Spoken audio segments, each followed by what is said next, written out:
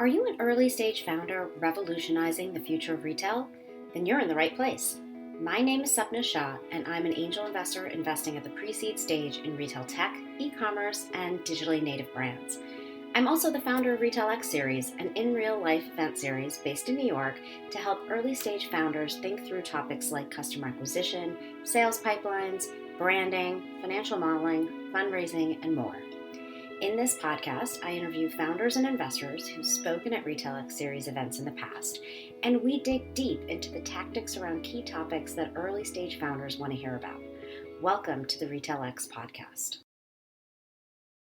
Hello, everyone. Welcome to the Retail X Series podcast. I'm your host, Shah. Today's episode is all about getting to traction. Many of you have probably heard from investors that you need to show traction before raising your first round of outside capital. Well, what is traction and how do you get there? Our guest today, Meha Agrawal, founder and CEO of Sonder, will share her perspective on how she gained significant traction in her business before raising her first round of capital. Welcome to the podcast, Meha. Happy to be here. Great. We're excited to have you. So let's start with some background. Can you tell us a little bit about your company, Sonder, what you do, and how long you've been in business? Sure. So Sonder is a self-care and mental wellness experience for modern women that makes daily and proactive self-help and self-care more personalized, accessible, and actionable. So our inaugural product is a guided monthly planner and journal subscription service inspired by positive psychology, bullet journal techniques, so things like mood tracking and habit tracking and meal tracking and self-help thought leaders and books. And we curate that and deliver it to customers' doorsteps every month. We operated more or less as a nights and weekends project for about a year and a half before I went full time. And that was really when we had significant traction, like you mentioned, Sapna, across all 50 states amongst women. Great. And just to clarify, you have raised outside capital. When did you close that round? Yeah, so we officially closed that round around November of 2019. Great. So that gives our listeners a little bit of context of kind of how long you've been kind of working on this and how much capital you've raised. So now let's get into the traction piece. So traction is hard. Getting that traction is hard. Angels and VC investors are looking to hear that traction story when they fund your business, whether that's kind of at the pre-seed or seed round. You raised a pre-seed round. So let's go back in time before your round. Mm-hmm. First started Sonder. So let's talk about how you launched your idea. Did you go all out on building the brand and paying for customer acquisition? Kind of how did you start? Did you quit you mentioned that you didn't quit your job right away. It was a nights and weekends project.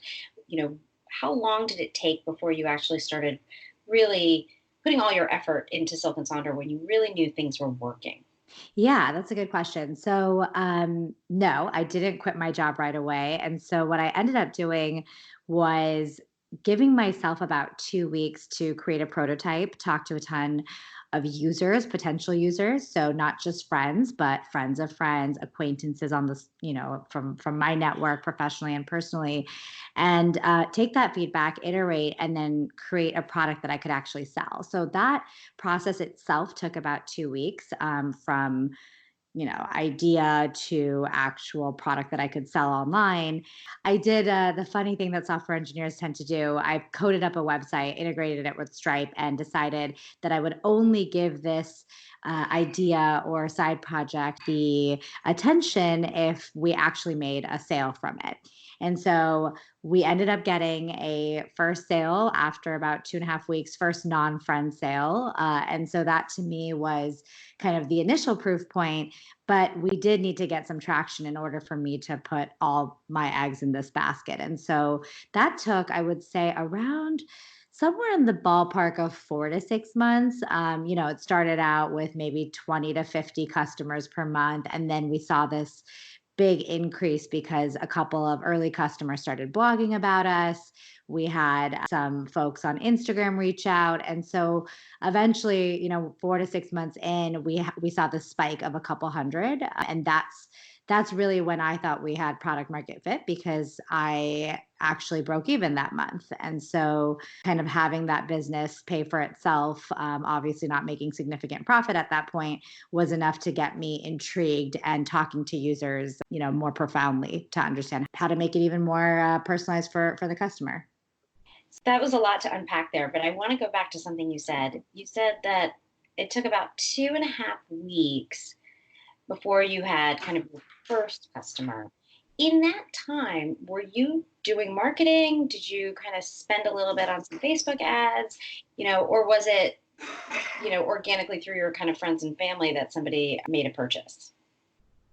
Yeah, I think the promise that I made to myself was in the early days, if you can establish solid product market fit, do it without paying any kind of marketing dollars. Because if there's an organic word of mouth virality to your product, then you actually have that product market fit. Otherwise, you're just going to be paying for customers left and right. And so in the early days, really resorted to my own friends and family, and even their friends and family, to spread the word and really see if people would actually buy it. What we ended up doing was just I posted to my networks, Facebook, LinkedIn, Instagram, and then asked my friends to post. And so that is really what led to the first non-friend sale. And just to clarify, Sapna, the 2.5 weeks wasn't me, marketing or getting the word out. That 2.5 weeks was really finding a printing press to print the product, figuring out what minimum order quantity looked like, coding up a website, making sure that we had the payments platform. But in terms of actually making our first sale, that happened within 24 hours. And that was just because we posted to our social networks. And I was lucky enough to have a couple friends and colleagues also post to theirs. That's really helpful to understand. And I think one of the things that we talked about a lot when you were at the Retail Act session we did in person in New York was a lot about kind of getting those early customers. You don't want to pay for them, and leveraging the power of the networks that you have. And so I think that is a really good point and some really great advice for our listening audience. So thank you for sharing that. Of course. Okay, so you now have a couple hundred customers, you're starting to see some traction. It looks like you have some product market fit. Let's kind of talk about your customer base. You and I have talked many times about this.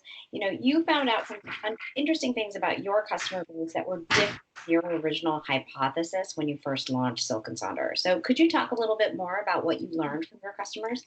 Yes. I think a lot of us founders get the advice, especially when we're starting our first ventures, to solve a problem that we have. And I agree with that advice to some extent. But I think the mistake a lot of us might make is that we almost over identify ourselves as the user. And I think what I learned was I had originally predicted that, the customers would look more or less like me, probably not married, highly ambitious, managing their career and their personal life, feeling underfulfilled, living in the coastal cities. And so initially, that's who I was targeting. And we accidentally and fortunately landed on very interesting user segments. And I think my background as a product manager, I can never recommend enough the importance of talking to your customers, at every stage, regardless of how big your company is, to stay close to what you're building. And what I found was that my customers actually look nothing like me. A lot of them are moms. They live in the Midwest and the South. They probably don't use all the apps that I use on my phone, and they're really craving this experience that allows them to disconnect from the gadgets and still have an engaging activity. Whereas I think I was craving it for similar reasons, but a very different use case. And so I think that to me was very surprising because it kind of changed the way that we message our product and making sure that we create a brand that feels inclusive. So, regardless of whether you're a millennial like me living on a coastal city, always on the go, or someone who's already, somewhat used to slowing down, but in a different capacity in a different part of the United States, our product should speak to you. And I think that was really, really fascinating to learn. And also to learn that I use my product in one way, but a lot of customers use the product in very different ways. Um, Even the same layout. So we have this mood tracker and habit tracker, and the ways that people engage with specific layouts of our journal are very different. And I think that's beautiful, but unexpected. Yeah, that's one of the most fascinating stories of having a hypothesis about who your customer is and learning that it's a broader customer base than you were thinking. And I think that's probably a great segue into talking about kind of marketing. So now you have some sense on who your customer is. You've been bootstrapping, and you mentioned that you didn't want to do paid right at the beginning. You wanted to see if there was some product market fit. How did you then really start to bootstrap and gain more customers now that you kind of knew who you were targeting? Did you completely bootstrap that? Did you raise other resources that before you actually fundraised for your equity round? What were some of the other things that you were doing? Yeah, so we definitely dabbled in some paid marketing on Facebook and Instagram in the early days, and basically my rule to myself was we broke even around 250 units, but even more than that, once we reached the 1,000 mark, we were able to take any little profit that we were gaining from that and reinvest into the business. And so to me, that was an opportunity to test without feeling guilty about spending anyone else's money, because it was coming straight off of our profit margin. And so I tinkered. I think we wanted to see what prospecting different user personas would look like based on certain interests, and Facebook really allows you to do that.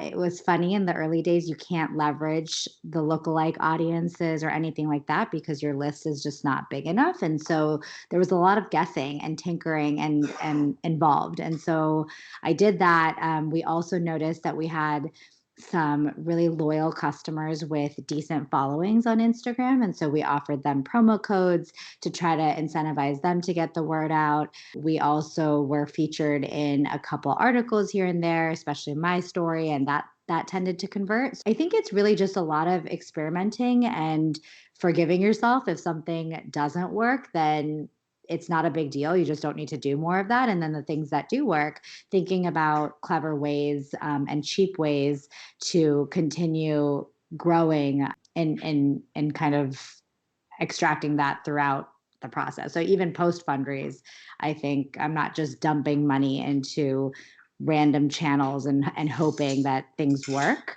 but really testing in small sizes and chunks to see where we have the most traction.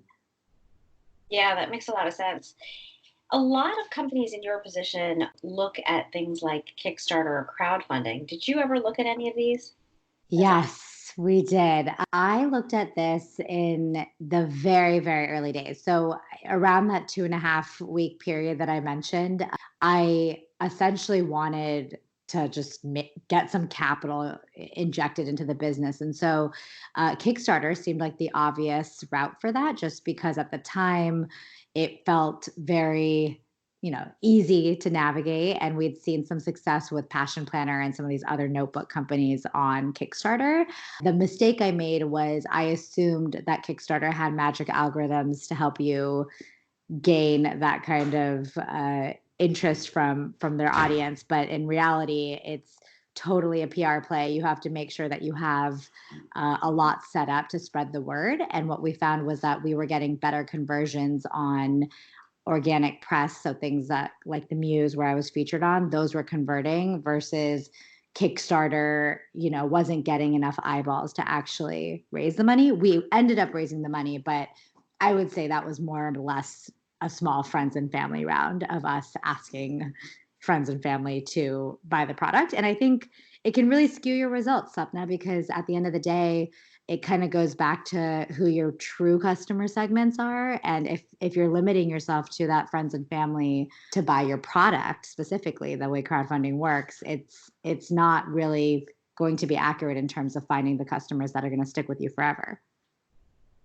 That's a really good point, actually. And I've heard from other founders that Kickstarter, has pros and cons, but you basically have to treat it almost as if you're doing an external capital raise. And so it sounds like your experience was pretty similar to that. I thought was interesting that you just said too was that, you know, you mentioned press a couple times and you said you had some organic press and that converted really well. And I just wanted to dive into that really quickly. How did you get that press in the early days? I think a lot of entrepreneurs ask me, should they hire a press agency right from the beginning? But that's really expensive. So can you talk a little bit about how you got some of that press that started to convert? Yeah, I think the best advice for this is leverage what you have at your disposal. So in my case, I worked for the Muse, which is a career content platform. And all I really did was reach out to the founders who then told me to talk to the editor and kind of brainstorm together on what type of articles they're already writing and how Silk and Sonder could be included in that roundup. And so I think I've never paid for PR. I hesitate to pay for it just because I want to know where my dollars are going. And sometimes you don't always have that luxury of understanding how many pitches are actually going to convert. So I think using what you have, and you'd be surprised how many people are looking for content and want to write interesting stories. And I think in the early days, it was less about Silk and Sonder and more about finding opportunities to share my story because there aren't that many solo female technical founders starting businesses, especially starting a business that's a physical product with the intent to go digital. And I think figuring out what's unique about you and helping that reporter be able to shape that for you, I think is really important. So no easy advice there. I would just say there's no harm in asking. I think as a founder, we think that we have a limit of free passes or something like that, but there's no such limit. It's all in your head. And so if a reporter says no to you, or doesn't respond, you can always reach out 6 months or 6 years from now, and they're not going to hold that against you. That's great advice. What's interesting is that, we hear lots of different takes on this, but to your point, I think reporters are always looking for content and press. You can create a good story, you can get that press even without Mm-hmm. it. So thank you for sharing that advice and your experiences on the press front. Let's kind of pivot a little bit. So, you took a while before you actually raised kind of your first round of true outside capital. You really waited quite a bit. You got that traction before you did that. Had you considered raising kind of angel or VC money right from the beginning, like right when you started getting those first sales? Did you think about pursuing it at that time? And if not, why not? Yeah, I think it's always been in my mind to raise from angels and VCs because at the end of the day, I've always wanted to build the go to destination for women's self care and mental wellness. However, I think because I decided to start with a physical product that does have unit economics that pan out in our favor, I think there were a lot of questions around doing that thoughtfully and making sure that you find the investors who understand why you've made the decision to start with an offline product and how you're going to use that to build a venture backable business. And I think fine tuning that story is what took me time because as a founder, you have it all in your head, but you have to build that relationship with your investors and trust so that they know that they're going to get a nice return, a few years from now. So I would say, yeah, it was always in my head. I think the reason I was avoiding it was because I wanted to really prove out the concept to myself mostly and to my investors that this is something that people actually want because the last thing I wanted to do was take some money to, promise something, but then not have the confidence in myself or in my product to see it stick. And so I think there were a lot of psychological factors that caused that delay, but absolutely, I've always wanted strategic investors and in the form of angels and VCs. And I think it's easy to get scared and think that all VCs are bad and that at the end of the day they're going to prevent you from running the business that you want. But I'm pretty optimistic and lucky in that I feel like my investors actually are optimizing for the same outcome as me. That's great. That's a really helpful perspective. I think a lot of the companies that I meet through RetailX, that a lot of the startups and founders feel like you have to raise money right from the beginning. And I think your story kind of shows that there are other ways to think about getting to that traction piece before you really go out and raise. So let's now turn to some of the other things that are very unique to a physical product business. And there are a lot of members of the RetailX audience who have similar kinds of businesses. So you have a subscription business that has a physical product that is something that you have to get printed. How in the beginning, before you raised this round, how did you deal with the minimum order size and factory minimums? I hear from a lot of, early startups and founders that say that, the minimums are too high and they don't know how to pay for things. And how do they kind of get started? So how did you get started with a physical journal that you had to print? Yeah, I think the luxury and, of kind of finding a printing press that is nearby and local to you is that you can literally walk over and talk to their owners and be human about it. I think I was very naive about this space. I come from, as I mentioned, a software engineering background, and so I didn't really know what's possible and what's not. All I knew is that if all else fails, I can go to Kinko's and print something out. But I didn't want to. So I ended up finding a printing press. At the time, I was in California. And so I found a printing press there and I just asked. I said, "Hey, we are building a business.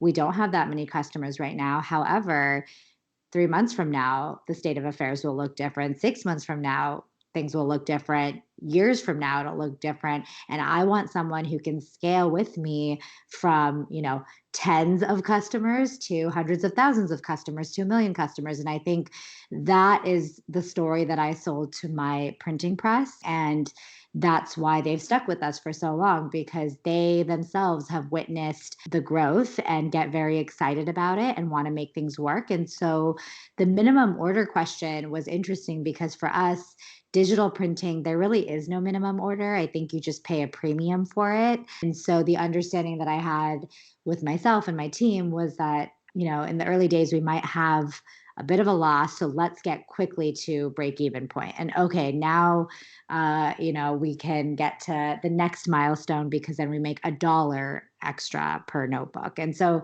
just kind of thinking about different milestones and kind of setting those based on what you're comfortable or like your comfort level is very, very important. So for me, that was the main focus. And I knew that once we hit around 1,000, we would go into offset printing, and that's where our costs would significantly decrease. And I knew that I didn't want to pour my own savings into this business because that's just financially not something I was comfortable with. So for me, I was laser focused on getting our traction up so that we could hit that offset printing demand and never go back.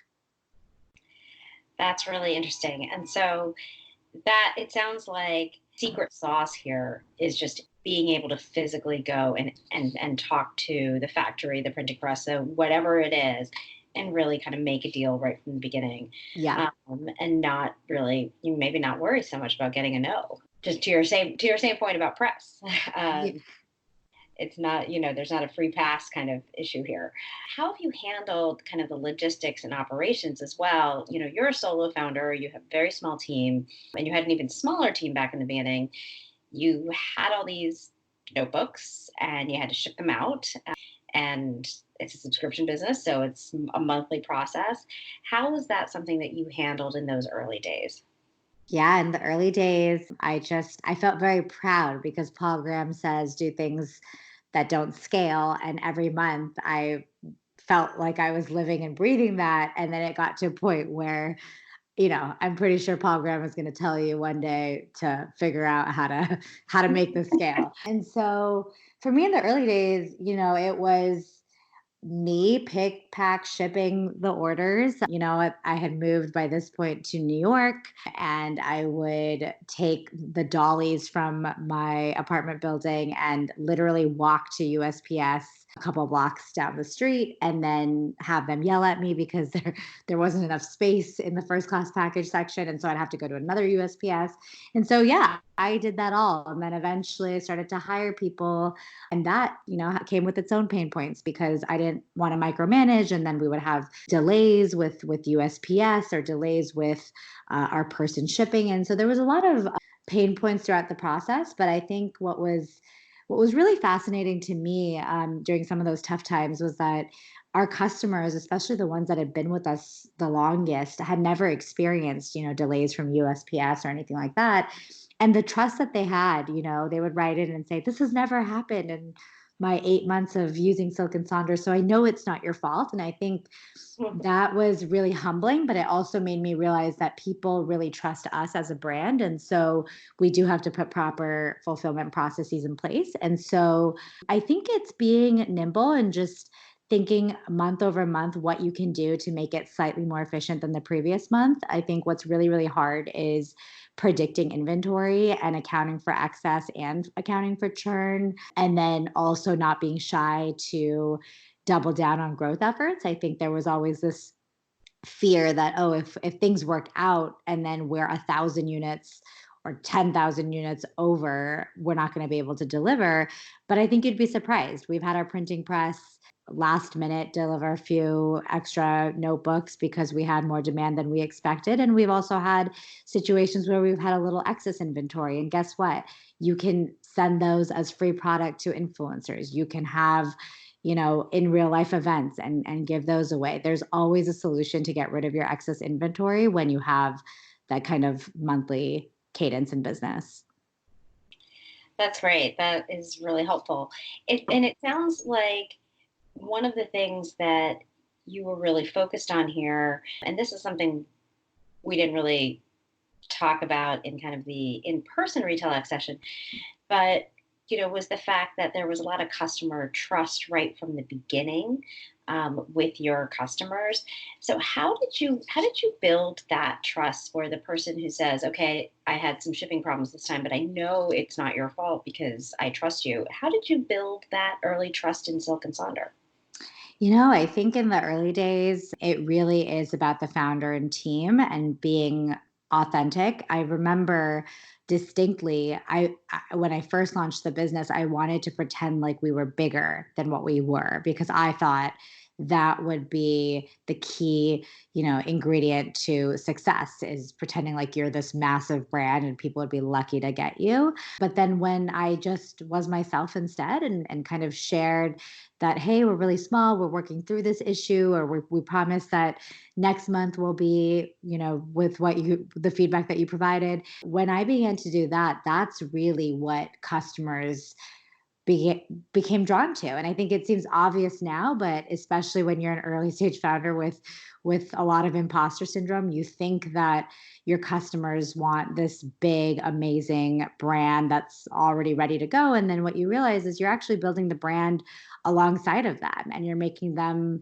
feel like they're part of that journey. And I think that's where that trust factor comes in, so much so that when potential customers question how valid your product is, they actually step in and vouch for you. And we've seen this with the ads that we've run in the comments, and we've seen this with people in real life. And I think that sense of trust only exists if the founder really leads from the bottom and actually talks to the customers and kind of understands what their needs are and then makes that known. So I think even 5-10 years from now, I will pretend to be smaller than we actually are, just to maintain that. I love that. I love this idea that you're kind of, what did you say, leading from the bottom, but Yeah.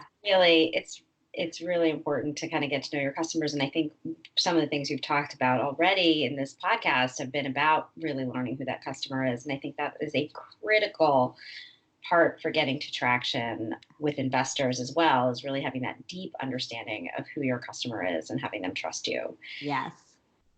So I want to just ask you one more question kind of on this branding and marketing front, is that, you've talked a little bit about brand, you've talked a little bit about your customers and some of the marketing things you've done, but, the branding piece for consumer facing businesses is really important. And I think a lot of startups in the beginning want to raise money right away so that they can hire, a really like marquee name branding firm. Did you hire a branding firm early on?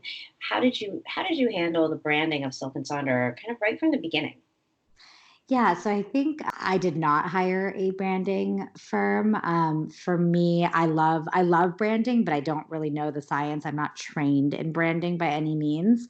So I think I had a very clear understanding of what I want Silk and Saunders brand to feel like. And part of the reason I haven't hired a branding firm yet is I can articulate that to customers and to my team and to investors, but to translate that to something that requires branding deliverables, I just find that to be expensive, and it's easier for me to do myself right now. And so I think what I recommend early stage companies to really think about even before they hire a branding team or decide to focus on brand themselves is if your company was, someone or a girl at the party, what would her personality be like? And I think that question can really highlight how you want your Instagram to look, how you want your logo to look, how do you want your product to look and feel like? And I think there's always room to improve your brand. But at the end of the day, you know your brand best. And the risk in trying to have somebody else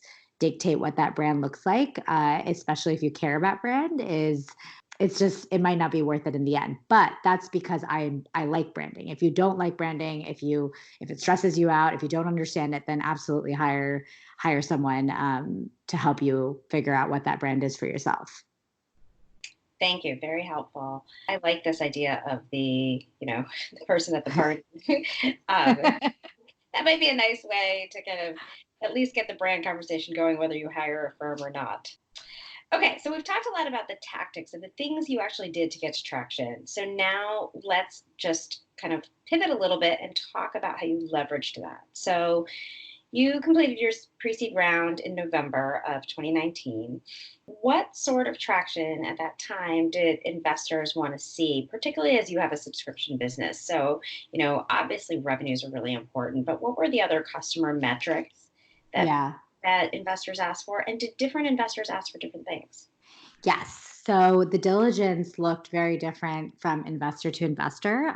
In terms of the actual metrics, those were pretty consistent. So they asked me about customer acquisition costs was huge, obviously monthly recurring revenue, churn slash retention, LTV, lifetime value of your customers. And I think the challenge around all of this was, A, I was still bootstrapped, right? So some of this felt like pulling teeth to try to figure out the answers. And I had some investors who cared a lot about historic data, even though it was a nights and weekends project. And then I had some investors who wanted kind of a future state of affairs through a revenue model. And I think it was a lot of diving deeper into our very messy analytics at the time and metrics to figure out what's actually happening. But I think the best thing to do is remember that investors, regardless of what the answers are, I think what investors are looking for is, does this founder, is she delusional or does she know where the opportunities are, right? So in every pain point, there's an opportunity. And so if churn is high, what is the founder going to do to offset that churn? Or if LTV could be higher, what types of products is she going to launch to increase that LTV? And, I think becoming more and more confident about what the solution is. I think, I had investors telling me I had great retention, and then other investors saying that retention was a little weak. And so I think figuring out how to be confident in your storytelling and ability to solve problems is what they're looking for. And I wish I had known that in the early days, because instead of investors telling me that I have weaker retention, I could have painted the same story that those who were telling me I have strong retention were saying back to me. And so I think it is challenging, because for every yes, you've already heard 1,000 no's. And so even when you get the yes, you're questioning whether they've seen everything.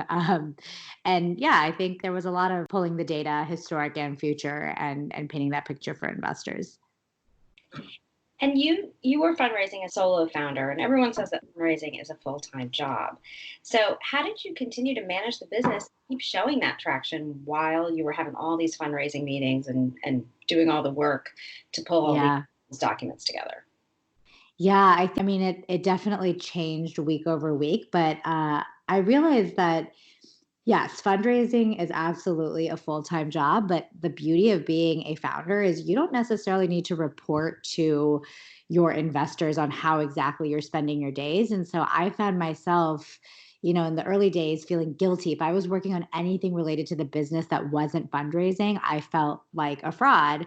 But in reality, no one's going to get upset if you spend every Friday not in meetings and actually doing the low-hanging fruit to help with your growth and your traction. And so I began to carve out pockets of time where I didn't even touch anything related to fundraising. And even if it was just 5 or 10% of my week, that gratification that I got knowing that I did a little bit to ensure that, we're not just like dipping in revenue or something like that was important. And then I also leaned on my few teammates. So I didn't have many, but I think making sure that someone was responding to customer care all the time so that I didn't have to worry about that. I think there's opportunities to delegate, and that becomes crystal clear when you're out fundraising who you can hire and what they can do.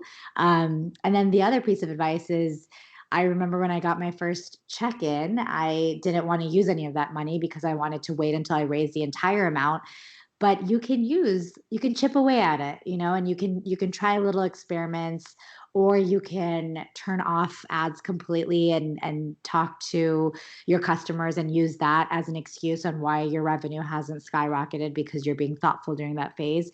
There are things that you just have to figure out what you're comfortable with and where you feel spread thin, and then kind of execute and make sure you carve out space for it, especially if you don't like fundraising.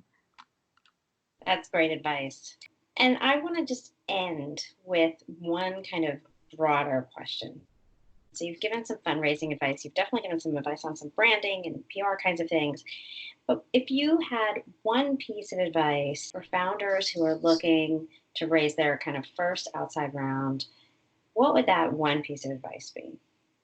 Let that authenticity seep through. And it sounds so silly, but I got so much advice. Everyone's going to tell you different things. They're going to tell you to play a certain game. They're going to tell you to, pretend like you have more committed than you do just to create this FOMO. And there might be validity in that. But if that doesn't work for you, I think people will see through that. And so my advice is be yourself and know that all roads or all paths lead to Rome. And if fundraising is not working out, you can step away, you can make that business profitable, you could come back. There's always, always, always a solution. And don't lose sight of what you're building just because you're using, fundraising as a way to get there. Thank you. I think that's great advice for all the founders listening to this podcast. So thank you. And Meha, thank you so much for sharing your stories and experience on the podcast. I very much appreciate it. Of course, it was so fun. And thank you all for listening to the Retail X podcast. We'll have another new episode out shortly. Thanks for listening. If you'd like to attend a Retail X Series event in person, check out www.retailxseries.com for upcoming events in New York. You can also follow us on Twitter and Instagram at RetailXSeries. You can also learn more about me, find fundraising resources, or submit a pitch deck at www.redgiraffeadvisors.com. Thanks, and catch you next time.